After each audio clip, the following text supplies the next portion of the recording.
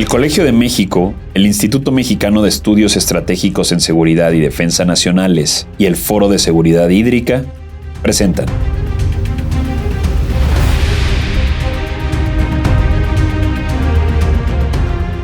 Gota Mexicana. Historias, relatos y soluciones.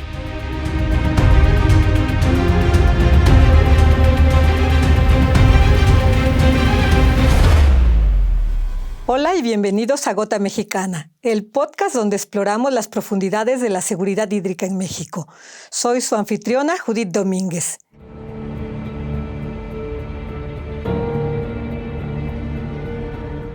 Imaginen por un momento la fragilidad de un gigante. Es febrero de 2024. México, una de las economías más grandes del mundo, enfrenta una de las sequías más severas en décadas.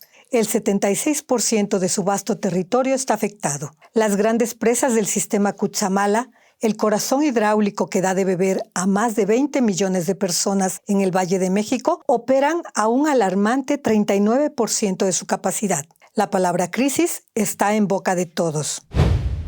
Ahora, saltemos en el tiempo apenas unos meses. Es octubre de 2025. El cielo se abre. El país registra el periodo de lluvias más intenso en los últimos 80 años. Lo que era anhelo se convierte en catástrofe. Las inundaciones dejan un saldo de decenas de muertos, miles de damnificados y más de 100,000 viviendas afectadas. Esta violenta y dramática oscilación entre la escasez extrema y la abundancia destructiva no es una anomalía pasajera. Es la nueva y peligrosa normalidad climática de México. En este escenario, la frontera conceptual que tradicionalmente separaba un desastre natural de una crisis ambiental y de una amenaza a la seguridad del Estado se ha borrado por completo. Esto nos obliga como nación a plantear una pregunta fundamental y compleja. ¿Cuál es el papel de las instituciones de defensa en esta era de crisis hídrica permanente? Hoy, en nuestro cuarto episodio, Defensa y Agua, el papel de la defensa, realizaremos un análisis exhaustivo y riguroso. Rastrearemos la evolución de las Fuerzas Armadas, de ser un actor de respuesta reactiva a emergencias, a convertirse en un pilar estratégico indispensable en la seguridad hídrica y ambiental de la nación. Para este análisis a fondo, contamos con la presencia de dos especialistas del Instituto Mexicano de Estudios Estratégicos en Seguridad y Defensa Nacional, el IMESDEN, el doctor Carlos Barrera y el doctor Israel Alvarado. Doctores, es un verdadero honor y un privilegio tenerlos en Gota Mexicana para discutir un tema de esta magnitud. Judith, el honor es todo nuestro. Es un tema de una urgencia ineludible para el presente y futuro del país. Y este tipo de espacios para la reflexión me parece que son fundamentales. Muchas gracias por la invitación. Coincido plenamente, es vital llevar este debate con la seriedad que merece al público más amplio que se pueda alcanzar. Doctor Barrera, empecemos por los cimientos. La imagen del soldado auxiliando a la población civil está profundamente arraigada en la memoria colectiva de México. Pero este rol no nace de la improvisación. Podría llevarnos a los orígenes históricos y, sobre todo, a la doctrina de defensa que da origen a los planes de auxilio como el Plan DN3E. Por supuesto, Judith. Es crucial entender que esto es el resultado de una larga evolución. Aunque podemos encontrar antecedentes de la participación militar en desastres que datan de las graves inundaciones en Guanajuato en 1926, un evento que ya en ese entonces demostró los límites de la capacidad civil, la doctrina moderna se consolida en el contexto geopolítico de la segunda mitad del siglo XX. Durante la Guerra Fría, Estados Unidos promovió en toda América Latina la doctrina de seguridad y desarrollo, a través de iniciativas como la Alianza para el Progreso. La premisa, articulada por sus figuras como el secretario de Defensa Robert McNamara, era simple pero poderosa. Sin desarrollo no hay seguridad y sin seguridad no hay desarrollo. Así, las Fuerzas Armadas mexicanas internalizaron esta visión, encontrando en ella una vocación social que legitimaba y daba un marco estratégico a su participación en tareas que iban mucho más allá de la defensa tradicional contra un enemigo externo. Entonces, hay un claro fundamento ideológico que amplía la misión militar. ¿Cuál es el catalizador que convirtió esa doctrina en un plan operativo concreto y permanente? El catalizador fue una catástrofe natural, el huracán Inés de octubre de 1966. Fue un fenómeno de categoría 5 que devastó la costa del Golfo. La crecida de los ríos Pánuco y Támesis en Veracruz y Tamaulipas provocó la muerte de 74 personas y de la noche a la mañana dejó a 84,000 sin hogar. La magnitud del desastre expuso la necesidad crítica de un mecanismo permanente, organizado y con la capacidad de despliegue a nivel nacional. Así nace formalmente el Plan DN3E de la Secretaría de la Defensa Nacional. Su nombre, que puede sonar técnico, simplemente indica su lugar en la estructura de defensa. Es el anexo E del tercer Plan de Defensa Nacional, el cual está dedicado exclusivamente al auxilio de la población civil en casos de desastre. Y este modelo de respuesta se replicó y se especializó. En el caso de la Marina, por ejemplo, desde los años 50 ya contaban con cierto tipo de experiencias en materia de búsqueda y rescate, pero crearon un plan específico de Marina y fue derivado del huracán Hilda en 1955, que se aceleró de manera institucional. Hasta 1985, con el terremoto en la Ciudad de México, se replanteó la necesidad de que las Fuerzas Armadas intervinieran de manera muy específica y produce esto un punto de inflexión, incluso de manera dramática, las debilidades en la coordinación gubernamental, y como respuesta catalizó la creación del Sistema Nacional de Protección Civil, que se conoce como SINAPROC, en 1986. Es dentro de ese marco sistémico que el Plan Marina se consolida como el brazo especializado del Estado para la respuesta en litorales, puertos y aguas nacionales, complementando la capacidad terrestre y aérea que actualmente tiene el Ejército con el Plan DN3E. Y más recientemente vimos la incorporación de un tercer actor. Sí, precisamente con la creación de la Guardia Nacional en 2019, cuando se encontraba separado del Ejército, se crea un tercer plan, que era el Plan Guardia Nacional, el GNA, que integraba tareas de seguridad pública en la gestión de desastres. Sin embargo, con la experiencia operativa demostró que 3 planes paralelos podían generar redundancias, además de su incursión dentro del modelo del Defensa Nacional. Por ello, es una decisión estratégica de gran calado que en 2024 se haya aprobado la unificación operativa de ese Plan Guardia Nacional bajo la estructura y mando del Plan DN3E, centralizando la coordinación en la Secretaría de la Defensa Nacional para así optimizar la respuesta. Y esto demuestra que es un sistema vivo que sigue evolucionando. Hemos establecido el porqué histórico y doctrinal. Ahora vayamos al cómo. Doctor Alvarado, para que nuestra audiencia lo comprenda a fondo, ¿cuál es la anatomía de estos planes? ¿Cómo funcionan en la práctica? Digamos que la clave de su eficacia es una estructura operativa muy lógica y estandarizada. Se divide en 3 fases secuenciales que permiten gestionar el ciclo completo del desastre. Primero existe una fase de prevención, en donde de manera proactiva y permanente implica el monitoreo constante de fenómenos hidrometeorológicos y geológicos, la actualización, por ejemplo, del Atlas de Riesgos, en coordinación con las autoridades de los 3 niveles de gobierno, tanto federal como local y municipal, y la realización de simulacros para verificar la preparación del personal y de la población. En la segunda etapa, la fase de auxilio, es la respuesta de choque. Ya de manera directa se activa ante el impacto inminente o ya ocurrido un desastre de esta naturaleza y se concentran las acciones más visibles. Se alerta a la población, hay operaciones de búsqueda y rescate, la evacuación de comunidades en riesgo, la administración de albergues temporales y la distribución de ayuda humanitaria. Y pasamos a la última de las fases, que es la de la recuperación. Una vez que la crisis inmediata ha sido superada, el personal militar apoya en tareas fundamentales como la remoción de escombros, la rehabilitación provisional de vías de comunicación y el restablecimiento de servicios básicos como agua, electricidad.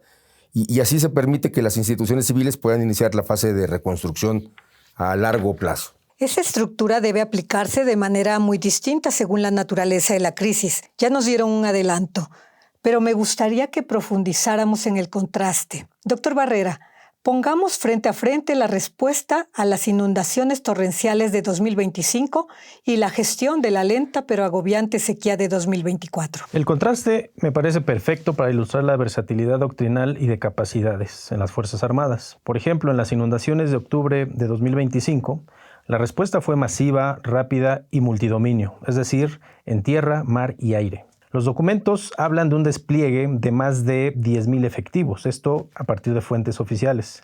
Se establecieron centros de mando para coordinar una operación logística pues monumental que incluía puentes aéreos con helicópteros para rescatar a personas de comunidades que quedaron pues completamente aisladas. Así, las cifras dan una idea de la escala de esta situación. Se removieron más de 14,000 metros cúbicos de escombros y de lodo y se distribuyeron cerca de 4,500 despensas y decenas de miles de litros de agua en los primeros días. También se activaron las cocinas comunitarias móviles para alimentar a miles de personas. En este sentido, pues la prioridad absoluta era salvar vidas y estabilizar la situación de forma inmediata. Un despliegue similar, si no es que mayor, desde mi perspectiva, lo vimos en el impacto del huracán Otis en Acapulco en 2023. Y hay otro extremo del espectro hídrico. Por ejemplo, durante la sequía multianual que culminó en 2024, el rol fue completamente diferente. Fue una operación de sostenimiento logístico y estratégico. La misión principal era mitigar el severo impacto socioeconómico y garantizar la gobernabilidad ante la escasez de agua. Cuando las presas Cutzamala llegaron al mínimo histórico que han tenido, las Fuerzas Armadas se activaron, pero no con equipos de rescate, como sucede en los otros casos que hemos descrito. Se desplegaron con cientos de camiones cisternas, pipas, para ejecutar un plan masivo de distribución de agua potable en las zonas más afectadas. Pero lo más importante es que se desplegó personal de la infantería para la vigilancia y protección física de la estructura hídrica crítica. Esta acción es fundamental porque para prevenir el sabotaje, el robo de agua y sobre todo para disuadir los conflictos sociales, es importante que intervengan las Fuerzas Armadas, que inevitablemente surgen este tipo de conflictos cuando un recurso tan vital escasea como es el caso del agua. Es una demostración de la presencia del Estado para garantizar el orden.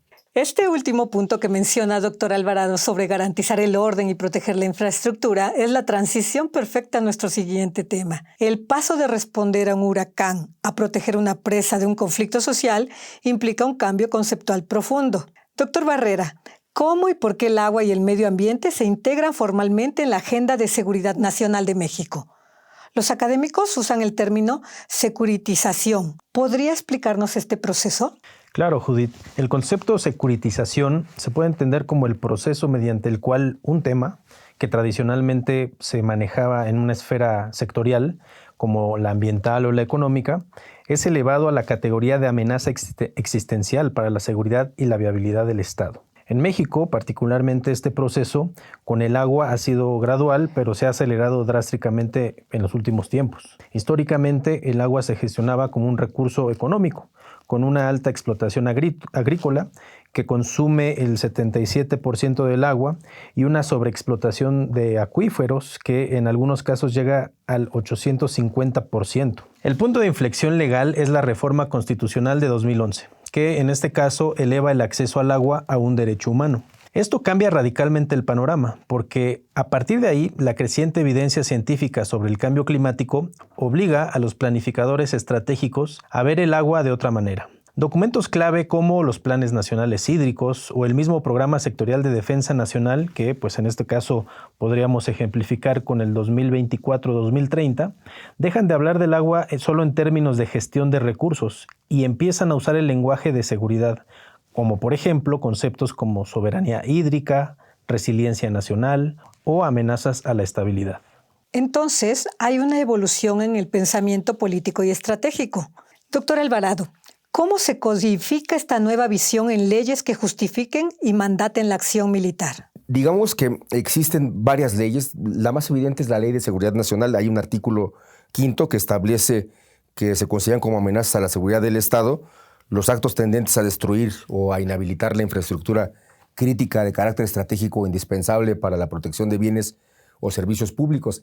La Ley de Aguas Nacionales establece que el agua es un tema de seguridad nacional y la Ley General de Protección Civil establece precisamente que la infraestructura crítica es parte de la expresión de la seguridad nacional. Así es que, aunado a la Ley Orgánica del Ejército, donde se establece que se tiene como misión el atender asuntos de protección civil, y una nueva ley orgánica de la Armada que está por aprobarse el día de mañana, que también ya entra en este esquema en el que se reconoce de manera expresa las facultades de la Armada de México en materia de protección civil y en materia precisamente de atención a desastres.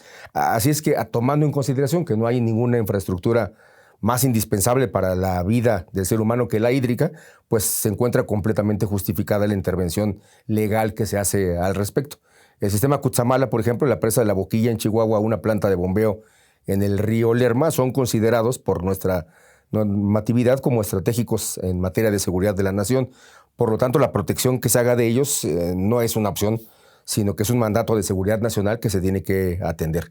Y esto da un sustento jurídico inobjetable en la presencia permanente de las Fuerzas Armadas, de las 4 Fuerzas Armadas, en la vigilancia y protección de instalaciones, no solamente durante desastres, sino en todo momento. Este marco legal que describe, doctor Alvarado, abre la puerta a nuevos y complejos tipos de intervención militar. Y esto nos lleva a uno de los ejemplos más impactantes y recientes.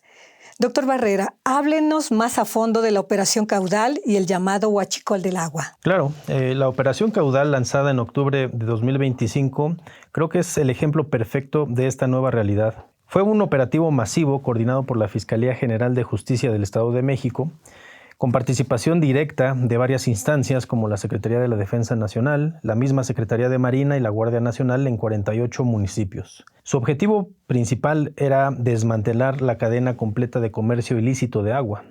Las investigaciones revelaron una estructura criminal muy sofisticada. Por ejemplo, se identificaron 189 inmuebles, 322 pipas, 51 pozos irregulares y 138 tomas clandestinas. En este sentido, pues se observa que los grupos criminales, a menudo operando bajo la fachada de sindicatos de transportistas, habían creado todo un monopolio de facto sobre la distribución de agua en las zonas con escasez de este recurso, imponiendo tarifas hasta de un 59% por encima de las tarifas oficiales. Esto sin duda pues genera una serie de ganancias ilícitas estimadas en más de 2,000 millones de pesos al año solo en esta región. Esto va mucho más allá del simple robo. Exactamente. Esto es una afrenta directa a la soberanía del Estado. ¿Por qué? Bueno, porque cuando un grupo criminal y no el gobierno decide quién tiene acceso al agua, cuándo y a qué precio, pues está suplantando una de las funciones más esenciales del Estado. Está erosionando su autoridad y legitimidad. Por eso la intervención de las Fuerzas Armadas en este caso pues no fue nada más para responder a un desastre natural, sino fue particularmente para desmantelar una amenaza directa a la seguridad interior y restaurar la presencia y la misma autoridad del Estado sobre un recurso que es patrimonio de la nación. Más allá de combatir el crimen, ¿existe también un rol proactivo de conservación en esta nueva agenda de seguridad ambiental, doctor Alvarado? Completamente. Hay una faceta un tanto desconocida por parte de las Fuerzas Armadas, pero igualmente crucial. Tiene que ver con la seguridad preventiva. Participan activamente en programas de reforestación, por ejemplo, que utilizando sus viveros militares para producir millones de árboles, apoyan programas como Sembrando Vida. Además, son un factor indispensable en el combate de incendios forestales. Emplean capacidades únicas como helicópteros equipados con helibaldes, que tiran agua desde las alturas. Y desde la perspectiva de la seguridad hídrica es fundamental porque, por ejemplo, un bosque sano es una fábrica de agua, captan dióxido de carbono, emiten oxígeno, evitan la erosión del suelo, filtran el nitrógeno y sobre todo asegura la infiltración del agua y recargan los mantos acuíferos y la estabilidad de las cuencas. Así es que proteger los bosques no es solo una acción ecológica, sino una acción más de seguridad nacional que garantiza el agua para futuras generaciones a través de la intervención de nuestras Fuerzas Armadas. Hemos trazado una evolución impresionante, un rol que se ha expandido en alcance, complejidad y sofisticación. Pero este protagonismo no está exento de riesgos y desafíos. Para concluir, miremos hacia el futuro. Doctor Alvarado, ¿cuáles son los principales desafíos operativos y técnicos que enfrentan las Fuerzas Armadas en esta misión? Creo que el principal desafío externo es la volatilidad del cambio climático. La alternancia entre sequías e inundaciones extremas exigirá una capacidad de respuesta mucho más ágil, flexible y tecnificada. Quizá la clave esté en fortalecer la fase de la prevención y esto implica intervenir masivamente en tecnología, modelos predictivos más precisos, un uso más intensivo de imágenes satelitales, sensores remotos y sistemas de información geográfica que necesitan evolucionar hacia lo que podríamos llamar una inteligencia hídrica. La capacidad de anticipar crisis y conflictos antes de que estallen es crucial para estos efectos. La cooperación internacional, por ejemplo, como la experiencia adquirida en misiones de ayuda humanitaria, también sirve de manera vital para aprender y adaptar mejores prácticas globales que debemos implementar en el caso mexicano. Y además de los desafíos técnicos están los institucionales. Doctor Barrera, ¿cuáles son los riesgos internos de esta creciente militarización de la gestión hídrica? Este es el debate creo que más delicado y quizás el más importante en el largo plazo. Existe un concepto en los estudios de las relaciones civiles militares llamado sobrecarga institucional. Es decir, la eficacia, disciplina y capacidad logística de las Fuerzas Armadas pues son innegables y la población confía en ellas. Sin embargo, considero que la asignación continua de funciones que tradicionalmente corresponden a autoridades civiles, desde construir infraestructura hasta gestionar la seguridad del agua, conlleva un riesgo. Puede crear una dependencia que a la larga atrofie las capacidades institucionales civiles. Es decir, si el ejército es siempre la solución, la pregunta que me surge es, bueno, entonces, ¿qué incentivo hay para fortalecer presupuestal y técnicamente a Conagua, por ejemplo, o a las comisiones estatales de agua o al propio SINAPROC? El gran reto estratégico para el Estado mexicano en las próximas décadas será contar con un equilibrio sostenible en este ámbito.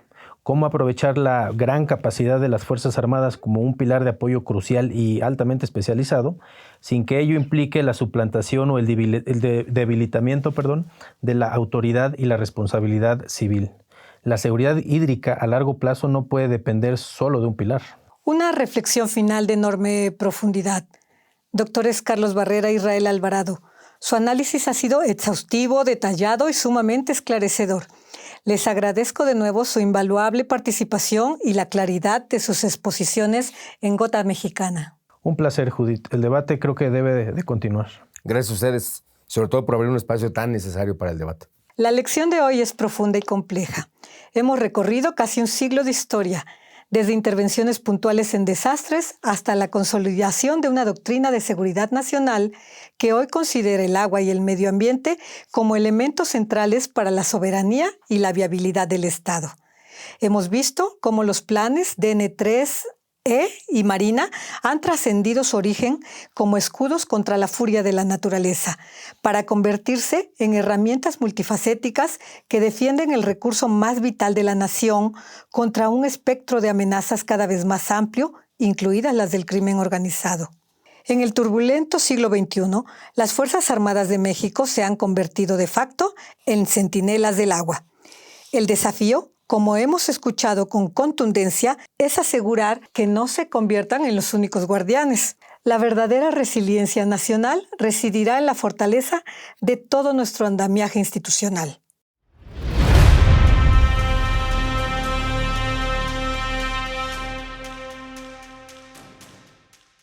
Gracias por habernos acompañado en Gota Mexicana.